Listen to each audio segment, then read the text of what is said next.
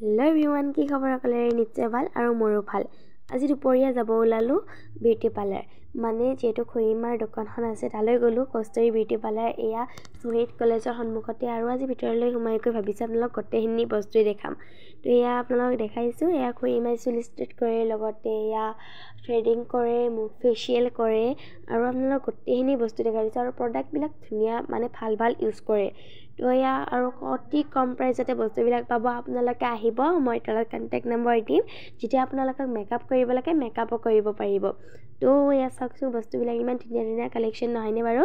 আৰু এয়া গোটেইখিনি বস্তু দেখাই দিলোঁ আপোনালোকক। আৰু আপোনালোকে ইয়াত আহিব, বহুত ভাল পাব।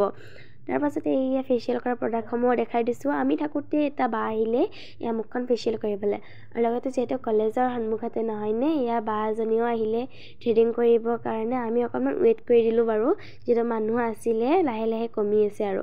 তো আজি মিনি ব্লগটো ইমানতে সামৰিছোঁ। Bye bye.